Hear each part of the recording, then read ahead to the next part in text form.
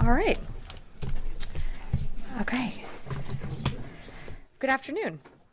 Just a few things at the top, and then I'd be happy to jump in and take your questions. On Secretary Austin's first full day as Secretary of Defense, he made countering sexual assault and sexual harassment in the military a top priority.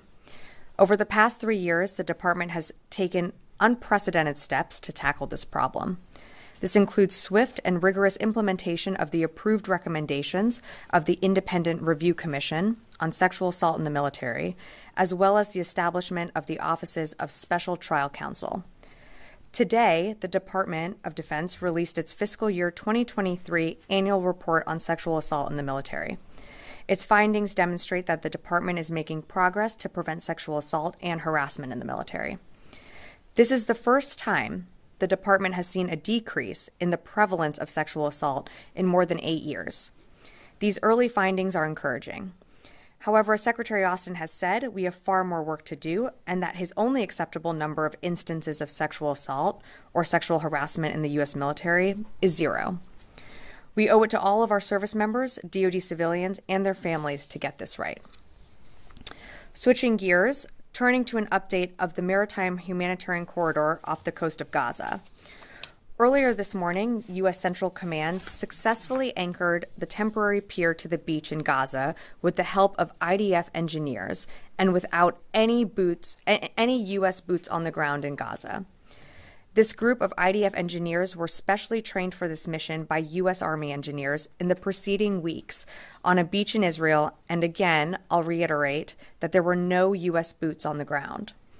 As you can see from the photos here on this monitor, the establishment of the Trident Pier has been coordinated to support USAID's and the UN's effort to deliver and distribute aid. In the coming days, aid will be offloaded from the ships at a floating roll-on, roll-off distribution facility, ferried to this Trident Pier, and then driven to the shore in Gaza, where USAID and the UN will manage the distribution. And I'd just like to highlight a few key points. The purpose of this temporary pier is to deliver critical humanitarian assistance to the Palestinian people. The pier is temporary and not meant to replace land routes into Gaza. And last, this is an internationally backed effort coordinated with the United Nations. The U.S. military is merely providing the logistical support to enable humanitarian aid to flow into Gaza from the sea. For weeks, we have been working side by side with the USAID team, the Cypriots, the Israelis, and the United Nations to increase the flow of humanitarian assistance into Gaza. Today, we have hundreds of tons of aid ready for delivery and thousands of tons of aid in the pipeline. Some of this aid has already been loaded onto motor vessel Roy P. Benavides, which is currently off the coast of Gaza. To emphasize again, this is a mission to get humanitarian aid into Gaza, and an attack on those dedicated to this mission would jeopardize the life-saving aid needed for the Palestinian people. And staying within the CENTCOM area of responsibility, Exercise Eager Lion, hosted by Jordan, began this week with Jordan, the United States, and 33 additional partner nations. This is the 11th iteration of this annual exercise and underscores the United States' commitment to interoperability with our partners in the region while refining our ability to defend against hybrid threats by state and non-state actors. As we work to deter and address aggressive actions by malign actors around the world, these kinds of exercises and partnerships enable us to meet new and continuing threats together. The U.S. military participates in more than 80 exercises with partner nations in the U.S. CENTCOM area of responsibility each year to strengthen mill-to-mill relationships, promote regional security, and improve interoperability with our partner nations. And with that, I'd be happy to take your questions. Tara. Thanks, Sabrina. So a question on distribution. When can we expect to see the first aid actually reach Gaza and not just get to the marshalling area, but actually get into the hands of those who need it most? So we should expect aid to flow within the coming days, and that will be through the marshalling area into Gaza. We're not looking for aid to just sit in that marshalling area, so it will be pretty immediate. Once our ships are able to get to the pier and transload that aid onto the pier, you'll see it happen pretty quickly. But is there any risk that there'll be backups like we've seen at these other gates where there's actually trucks ready to then take the aid out of the marshalling areas, are there any guarantees from the Israelis that that's going to flow and they've got the safe routes to go and that coordination's in place? So we've worked very closely with the IDF and not just the IDF, with the UN, with USAID and other NGOs that are going to be facilitating the movement and distribution of this aid. We should not see any backups within what you're describing as from the marshalling area into Gaza. We believe that aid should flow without any stoppage. I have to emphasize, though, this is not the solve. This is an additive measure to the land routes. And we know that the land routes are the best, most quickest, most efficient way to get aid in. This is just one injected way to get aid into the Palestinian people. And are there any delays or complications by the fact that there's so many newly displaced civilians because of the operations going on in Rafa? Not to my knowledge. No. Tom? You say in the coming days, if it's anchored to the beach now and the Benavides has the aid on board, why can't you offload it now? What's the holdup? Yep. So they're still just making sure everything is set and ready to go. I said it will be in the coming days. When we have more to provide, we certainly will. But I don't expect this is going to be a long wait time here. We already have aids loaded with, hundreds and hundreds of tons on ships. So we do want to get it moving, but we want to make sure everything is in place. And then as soon as the commander feels that we are ready to go, that aid will start moving. We've been told 90 trucks per day initially, ramping up to 150. Presumably you'll do a dry run. Is it 5 trucks, 10 trucks? Do we have any sense? So I think I said this earlier this week, but you should really think of this as a crawl, walk, run. This is going to be slow at first. We're going to do our, initial runs, making sure that everything flows, that nothing, as to Tara's question, that nothing does get backed up as it shouldn't, that aid can flow from the pier directly from the marshalling area into Gaza. And then, once that is set, once we reach full operational capacity, you'll be able to see more trucks rolling off. Patrice. What commitments have the Israelis made in terms of facilitating the convoys when they're in Gaza, and how are you, and I guess them, going to ensure there isn't another sort of World Food Kitchen scenario where they strike aid vehicles? I think that's a great question, and that's why we have the two deconfliction cells that have been set up in Cyprus and in Israel. It is to ensure that we have our NGO partners, the UN, sitting side by side with us, with the IDF, to make sure that we're all talking to each other, that deconfliction does happen, and so that these aid convoys can continue on. Eyes on each aid convoy as it's going through Gaza? So I'm not going to get into more specifics on that, but I can tell you that the team has worked very, very hard to make sure that aid can come off the pier and can get distributed quickly into Gaza. We know how dire the humanitarian situation is on the ground, and so we want to make sure that aid gets in as quickly as possible. Another quick question. Israel's defense minister has sort of come out in recent days and sort of opposed any long-term military Israeli rule of Gaza. Is that something he has brought up with the secretary in the many conversations that he's had with Austin? So I won't get into more details on their private conversations, but what I can tell you is, we also share the same sentiment. We don't want to see, we want to see a two-state solution, and when it comes to the future of Gaza, we don't support an Israeli occupation. But right now, what we're focused on is, of course, the maritime humanitarian corridor and making sure that aid can get in as quickly as possible. Oren and then Laura. I have a question about Rafa. Sure. Over the course of the past several days, since May 7th, when Israel first went into Rafa, you called it a limited operation, and yet we have seen Israel push farther and farther in. Do you still believe this operation is limited, or is this simply a full-scale invasion in incremental stages? We do not believe that at this time, right now, that this is a full-scale invasion. We still assess that it is limited, and what the IDF is doing is limited in its operations. But to be clear, we don't support ongoing operations in Rafa, given the size and scale of a humanitarian population there. And we've said that both very publicly and privately to our Israeli counterparts. Just a quick follow-up. When you say we assess that it's limited, are the Israelis not telling you their intent with Rafa, what they intend to do or how far they intend to go? Well, I mean, I think the Israelis have said pretty publicly that they want to get rid of every single Hamas battalion that still exists in Rafa.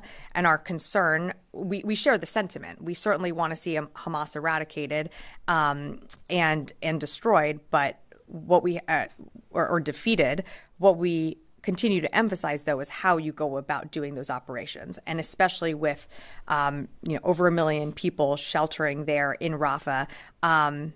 We have our concerns, and we've certainly shared those concerns. Laura. A couple questions following up on JLOTs first. Sure. How long is the temporary pier going to be able to stay off the coast of Gaza given any fall weather that may be coming up? So I don't have a timeline for you right now. As you probably heard Vice Admiral Cooper speak to this earlier today, weather conditions right now are pretty good throughout the summer. But I just don't have a timeline to put on the temporary pier, other than to say it is designed to be temporary. This is not going to be a permanent way of getting aid in to Gaza by using the JLOT system. Okay. And then I just wanted to ask you about, I know the president announced last week that he had paused some shipments, one shipment of weapons to Israel. I'm wondering if the Pentagon has delivered any additional shipments of other weapons or the same kind of weapons since then. So it's still that one shipment that has been paused, and those are those high payload bombs that we paused that shipment on a week or two ago. Security assistance does continue to flow to Israel, though. There have been shipments since going into Israel, but not those high payload munitions. Fadi? Thank you, Sabrina. So on the pier issue, the UN seems worried about the possibility or feasibility of getting this aid off the pier to Northern Gaza, where they say the need is most acute. Considering the location of this pier, do you have guarantees from the Israelis that these trucks will be able to reach Northern Gaza? We believe that the trucks will be able to reach the populations that need them most, which include Northern Gaza. But again, that's really something for the UN to speak to, as they're handling the distribution of that. USAID is, of course, working with the UN to ensure that supplies, whether it be food, water, medical, can continue to get to those who need it most. But it's really the UN that should speak to where they're going to target some of their deliveries. Is it the UN or the Israeli occupation forces, since they are the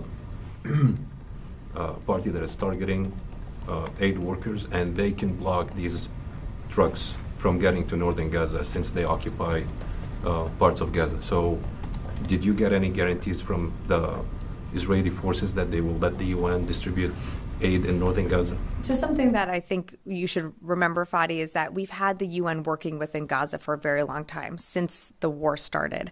So UN workers are familiar with some of the checkpoints, and we believe that through the deconfliction cells, that will enable these trucks to get to where they need to, and as quickly as possible, and to the populations that need them most, whether it be in the north or elsewhere.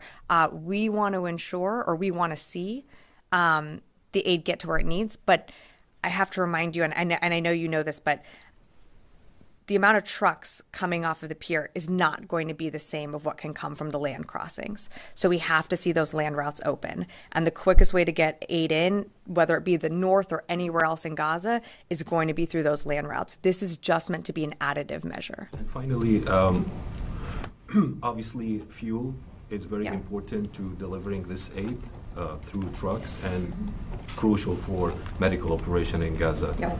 Are you going to be delivering fuel as well, since Israel closed most of the land routes? Right now, the focus is just on humanitarian aid, so that includes food and water right now. Where do these trucks get fuel from? Well, the fuel is coming in through land routes. We want to see those land routes continue to open. There's not enough trucks that have been going through on those land routes. That's something that every single conversation the Secretary has with his counterpart, it is raised, and not speak on behalf of others across this building, but it is certainly raised by other agencies across the administration. Louis. Sabrina, do you have any indications that Hamas may actually intend to threaten the JLOTS system? And there have been these other incidents recently that it seemed to indicate that there was attacks, but they weren't directly related anywhere near this marshalling area. So can you tell us, do you have any indications that Hamas is threatening, and is that a good thing? We have been very clear, and I will say have tried to be as open and public as possible that everything to do with this pier is about getting humanitarian assistance into Gaza. We don't have any indications that there should be any attacks on this pier, but should there be attacks either towards the maritime humanitarian corridor or around the marshalling area, that is going to directly affect Palestinian people, the people that need this aid the most. So if Hamas decides to attack this area, they are directly harming people in Gaza that are starving, that need this aid at a critical time. So we haven't seen any indications of that. We were able to secure the pier in overnight. We're always assessing the security situation and working with the IDF, who's also helping provide security for our forces. But right now, we're just focused on getting that aid in. Janie. Thank you, Sabrina. On the summit meeting between Russia and China, Chinese President Xi Jinping said that China-Russia relations are at the best level in history. And the Russian President Putin announced that he will visit Harbin Institute of Technology, which is sanctioned by United States in connection with missile development.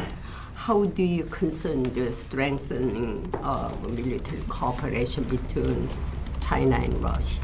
I don't really have anything to offer on the meeting. What I can tell you is that we've been very clear with any countries that offer Russia assistance when it comes to their, unjust war in Ukraine. Again, this is a country that attacked its sovereign neighbor. The United States is proud to stand strong with the coalition that we've built through the Ukraine Defense Contact Group, and that's what we're focused on. President Xi Jinping said that the peace talks on Ukraine should be discussed based on a proposal made by China. How do you view on this? Yeah, I'm going to let Ukraine speak to its own sovereignty and decisions that it makes going forward. What we're focused on, Janie, as you know, is providing the equipment, the capabilities that Ukraine needs on the battlefield to be successful. They are in the fight of their lives. We're seeing that around Kharkiv. We're seeing Russian forces amass around there, which is why you've seen us, since we got that supplemental package, surge assistance to Ukraine. And we believe some of that is getting to the front lines as quickly as possible. But what we want to see is Ukraine be successful in its fight against Russia. And I'll just leave it at that. Yeah. Thank you. I have a couple on Ukraine and then one on Niger. So we've heard a number of times from the U.S. officials that U.S. does not want Ukraine to strike targets inside Russia with American weapons. In the wake of Russian offensive and attacks on Kharkiv, does U.S. consider changing that approach? Because that's what Ukrainians are asking for. It's very difficult for them to respond to these attacks that come literally from across the border when Russians know that they can basically be saved there. Yeah, we haven't changed our position. We believe that the equipment, the capabilities that we are giving Ukraine, that other countries are giving to Ukraine, should be used to take back Ukrainian sovereign territory. Just a clarification, is this a request to Ukrainians or this is a binding condition that goes along with weapons? We've made our requests pretty public on this. Again, I would reiterate that in every single Ukraine Defense Contact Group that the Secretary convenes, the weapons that are provided, again, it's for use on the battlefield. And the Secretary, in his conversations with Minister Umerov, talks through how best those capabilities can be used. And we believe that is within Ukrainian territory. One on Niger. What was concluded during the talks between U.S. and Niger officials on the withdrawal of American forces, and when will the withdrawal begin, and how long is it expected to take? So I don't have a timeline for you to set just now, right this moment, on a withdrawal. It will be an orderly withdrawal from Niger. The DoD-led delegation is still there right now, so conversations are still ongoing, and I don't have anything to read out just yet. But since you're so interested, when we do have more to share, we certainly will. Yeah. Sabrina, Lucas Tomlinson, Fox News. It's been a while. What is the Pentagon's reaction to 2 Jordanian nationals caught breaking and entering a U.S. Marine Corps base in Quantico? So I am aware of those reports. I just don't have more information for you. I believe the Marine Corps might have more, so I'd have to refer you to them to speak to Sabrina, it. this incident happened almost 2 weeks ago. Yeah. You make it sound like you haven't heard of this incident before. Does that mean the secretary hasn't been briefed? I can assure you, Lucas, that we get updates from all of our bases all around the world and are aware of incidents. What I can tell you is force protection is always a priority at our DoD installations. I just don't have more to share on this particular incident. Whenever an incident like this happens, it usually starts an investigation process, and I just wouldn't be able to speak to that from here. Is the secretary confident in the safety and security of U.S. military bases, not only in this country but around the world? He is. Can you confirm that he was briefed on this incident? I can tell you, Lucas, that he tracks many different things all around the world. I will tell. I'm not going to get into specific things that he's briefed on a daily basis. But what I can tell you is the secretary receives regular updates from what is happening within the U.S. and all around the world, whether it be at our bases or with our service members. Does the Secretary of Defense think the southern border is secure of the United States? I would refer you to the Department of Homeland Security to speak more to that. This is the Department of Defense. Yeah. Yeah, hi, I'm Daniele Compatangelo for Italian La Sette. I also know who you are. Okay, now you do. So if you can talk a little bit about if you learn, the Pentagon have learned something about the meeting on President Putin and Xi Jinping in terms of the tools that the Chinese are providing to the Russians towards Ukraine in terms of weapons and technologies. I just don't have more for you right now. We have certainly been very public about we've been very outspoken about any country who wants to come to the aid of Russia is coming to the aid of a country that invaded its sovereign neighbor. But I just don't have more to share at this time. Yeah. So the U.S. and Israeli militaries have reached a security arrangement that ensures categorically the safety of everyone in the marshalling area. Why is it so difficult then to also ensure that the Israelis don't bomb the aid convoys leaving the marshalling area, given the close coordination? Why is that so difficult to get a categorical assurance that they won't bomb these convoys as they have so many others? Yeah, I don't think it's a matter of difficulty.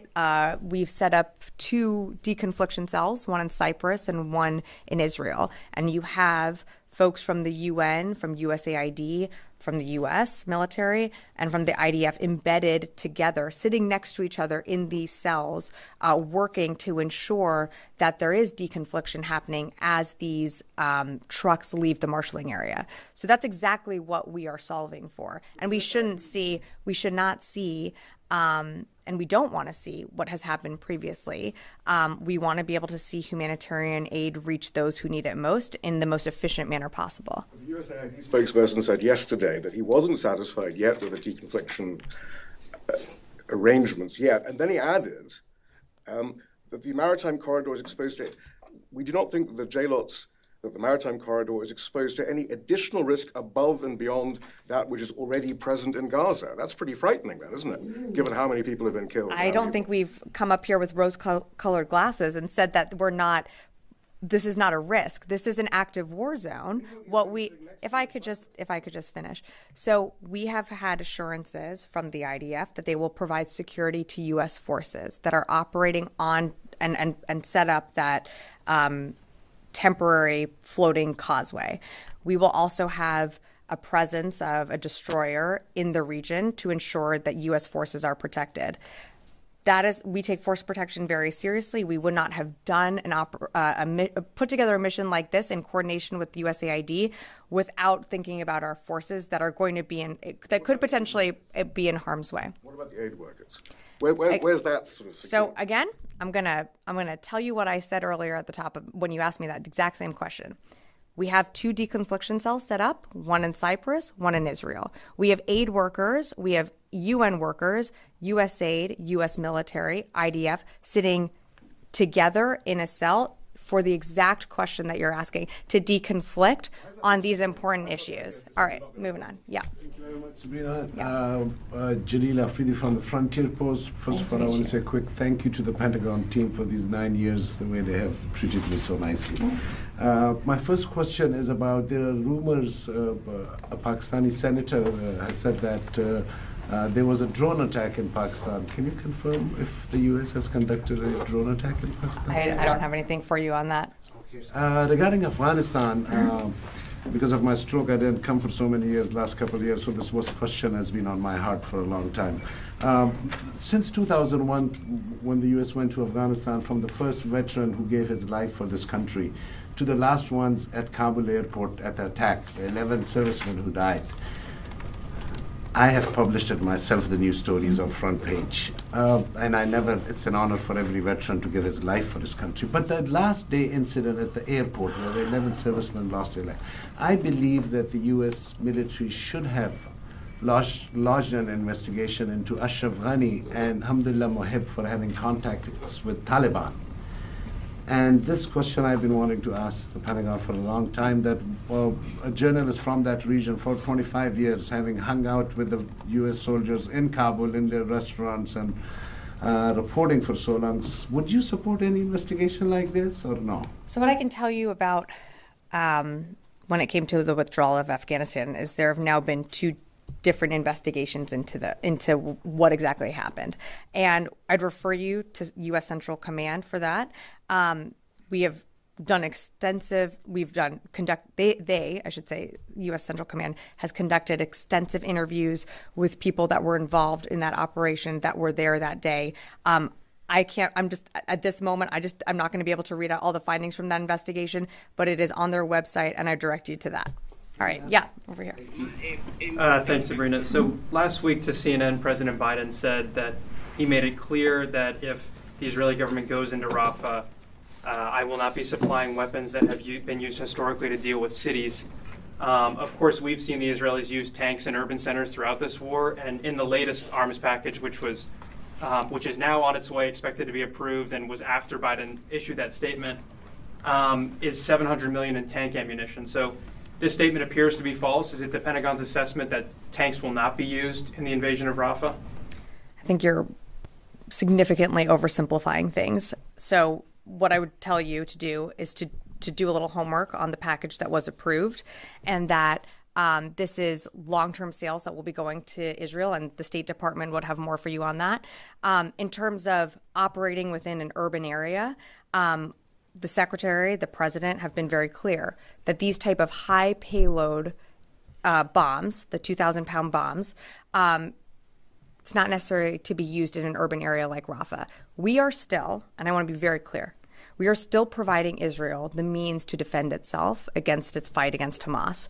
And you are still seeing shipments of weapon systems going to Israel, and will continue to go through. That is a commitment this president has made. But when it comes to that one shipment is paused. Rio. Okay, but in the shipment that is not paused is $700 million in tank munitions, and are you saying that I can read you the Biden quote again? I just read it to you. You don't have to. I know it. Yeah. You said we're not going to supply weapons that have been. Yeah. You don't have to read it to me. I would direct you to. Yeah. Tanks haven't been used in cities in Gaza. I would direct you to the State Department for more on the sales. That has to do with sales to Israel. I just don't have that in front of me. Rio. So we are providing. I'm going to move on to the next question. Thank you, Sabrina. My question is on China. Today, Assistant Secretary Dr. Ratna spoke with PRC, Office of International Military Cooperation Director. Given today's call, do you think China is willing to engage in high-level defense discussions with the U.S. side? Well, that was certainly a commitment that was made at the summit back in California last year with the president. And you saw a commitment from this building to want to continue to engage in those military-to-military communications. So we will engage when we can with our PRC counterparts, but I just don't have any other additional calls to read out today. Sorry, Laura. Yeah. Thanks. Totally different subject. General Brown said, apparently on his way to Brussels today, I think, that it is inevitable that NATO will send trainers into Ukraine. Is the U.S. currently planning to send American military trainers to Ukraine? Not to my knowledge. We do training for Ukrainians, whether it be at Grafenwehr or elsewhere, and we have trained thousands upon thousands of soldiers as part of our long-term commitment to Ukraine. But I'm not aware of us sending any trainers to Ukraine. Not aware of what General Brown was talking about. I'm not aware. I haven't seen those comments. So, yeah, thanks. Tara, do you have one more? And then we'll go to the back and wrap up. Sure. Tomorrow, Senior Airman Roger Forston's family will bury him. Has the Secretary reached out to the family? And if not, why not?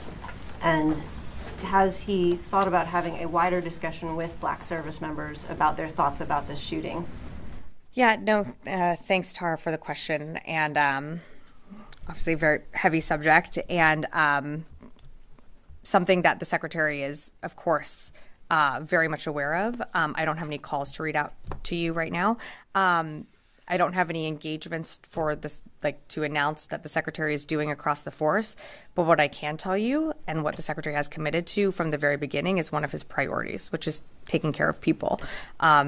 He believes that our, forces should be taken care of, and that means whether that's seeking help, whether that means talking about it, whether that means talking to your command about it. He wants to make sure those resources are available, and they are available. But I just don't have more to share at this time. Yeah. Yes, in the back. Hey, Sabrina. John Stewart from Notice. 2 questions on Israel. One, a previous training operation using JLOTs with the Republic of Korea had a much higher throughput. And so just wondering what the bottleneck is specific to this situation. And then this second, can you speak a little bit to the makeup of the military support that's continuing to flow to Israel aside from the GBUs and JDAMs that have been held back? I don't have more in terms of more specifics. We've continued to provide, whether it be ammunition or air defenses, things that they need to continue to defend themselves against attacks, whether it be from Iran that you saw last month or from Hamas. But I would direct you to the State Department more when it comes to FMS and FMF, the sales. In terms of the actual capacity to roll on, roll off of JLOTs, this is going to be incremental. It's going to start slow, and it's going to get larger as more aid continues to come in as well. I think the maximum that we'll be able to do is 150 trucks a day. You have to think about also the size of the marshalling area, the size of Gaza, and then how many aid truck drivers you actually have, UN truck drivers you have to distribute that aid. That all plays a factor in how much aid can actually get distributed. So I don't want to compare it to other exercises or other times that we've been able to do this. All I can tell you is we're scaling it as fast as we can, and we're trying to get humanitarian aid in as quickly as possible, but it is going to scale up over time. It sounds like the bottleneck is due to mostly partner capabilities in the situation on the ground, not U.S. capability to actually offload. I wouldn't say that there's a bottleneck. Again, we have to make sure that everything operates and is seamless. So you're going to see us, again, go from that crawl, walk, run. It's going to start off small and scale up. And as more aid comes in, you're going to see us, have this be pretty routine and more trucks getting into Gaza. I think we had one more, Ellie, and then I will wrap up. Yeah. And responding to Oren, you said, I think something like, we don't support ongoing operations in Rafa. Are you saying that, and maybe I missed this, that the Pentagon doesn't support what Israel's doing in Rafa right now? Let me give you a little more context. So we don't support operations in Rafa without a credible plan to take care of that humanitarian population that's there. That population being over 1 million people, we so far have not seen a credible plan to protect that large population that's there while the IDF conducts operations in Rafa. We fully support going after Hamas. We fully support making sure that Hamas is defeated. But again, that is something that we have not seen a credible plan to protect those civilians down there. Okay. Why aren't U.S. forces partnering with to rescue those 5 American citizens still being held hostage by Hamas? We are not putting boots on the ground in Gaza. We have been very clear with our intent that we want to see all the hostages released that are currently being held by Hamas. The president was very clear, though. There's going to be no boots on the ground. We are supporting Israel by providing intelligence to help with hostage rescue and recovery. That is something we committed to from the beginning of the war. And while you might not have been here in this briefing room, we did actually announce that. And that commitment remains. We do want to see those hostages released. You're seeing engagements across this administration to see how we can get to securing a hostage deal. We know that's the best way forward to release those hostages and, of course, to eventually get to a ceasefire. All right. Thank you, everyone.